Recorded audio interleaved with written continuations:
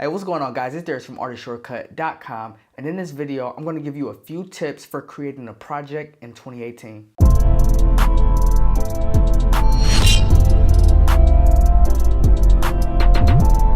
So when creating a project, a lot of artists just make a bunch of songs and then they pick their favorite songs from that collection that they made, and then they throw that on a mixtape or an album or whatever the project is. While that's cool and it works for some people, I don't personally believe it works for the majority of people. I think this usually leads artists to create rather underwhelming or almost underdeveloped projects in general. What I would recommend is grab a sheet of paper, write down the name of your project and the mood. So that's the first step. Figure out what it is what do you want people to feel? Once you figure out the mood, write down the message. What do you want this to be about?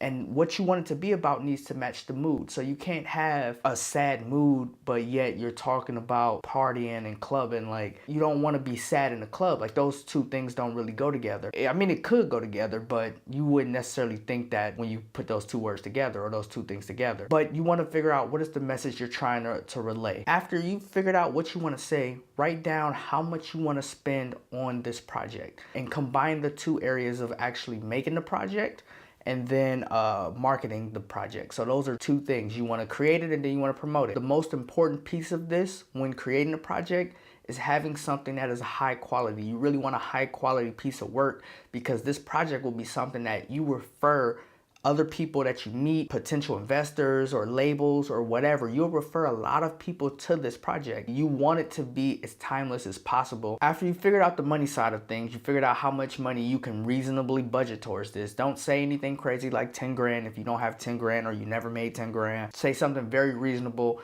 You can say $200. If that's all you got that you think you can afford after you pay your bills and you handle all your liabilities and all that other stuff, draft up a track list, not necessarily with your track names. You don't have to name everything, but just get an idea of how you want that flow to go and write it on paper. It's a lot easier to see your mistakes or to see advantages when you write things on paper. After writing your track list out on paper, not the name specifically, but just the order of how you want your vibes to go and your mood and your feeling and how you want the user to transition or the listener to transition, then take a step back from it, give it about a day or two, and then re-look at it. And then see if it still makes sense to you. If it still makes sense, then go ahead and start working on that project. Now, this will allow you to work and focus directly, put all your effort onto this project. So you won't just be making songs just to make them. You'll be making songs with a purpose. You'll know that you're trying to achieve this mood. You want the listener to feel X or Y or Z or whatever that emotion is. So when you're in the studio, especially if you're on a limited budget, this allows you to maximize your budget as best as possible. Now, if you're not in a studio, you're not spending money to record yourself and mix and master and all of that, then you probably will find yourself taking breaks from creating your project and then just working on other songs just because that's what you feel like doing.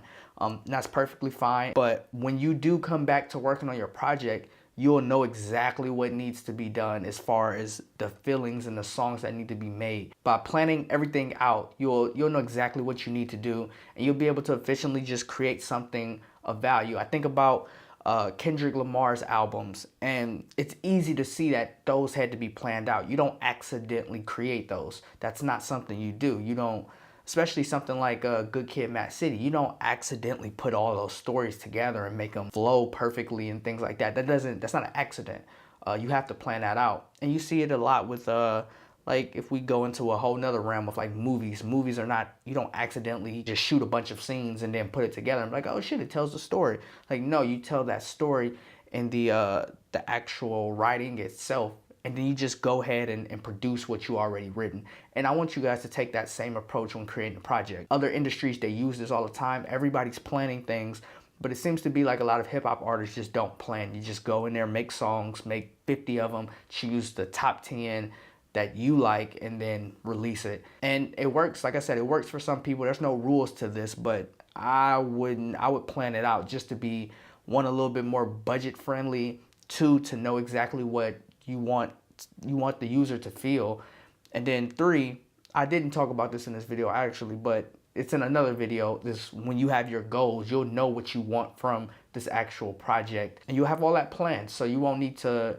be stressed out or worry, or your mixtape or your project or your album, whatever you want to call it, doesn't seem like it flows. It just seems like a bunch of songs placed on there. So guys, those are a few tips for creating your project in 2018. If you have any questions, please leave them in the comments below. Thumbs up the video if you have not already, because a lot of you guys are quick with that, and I really appreciate that, so thank you.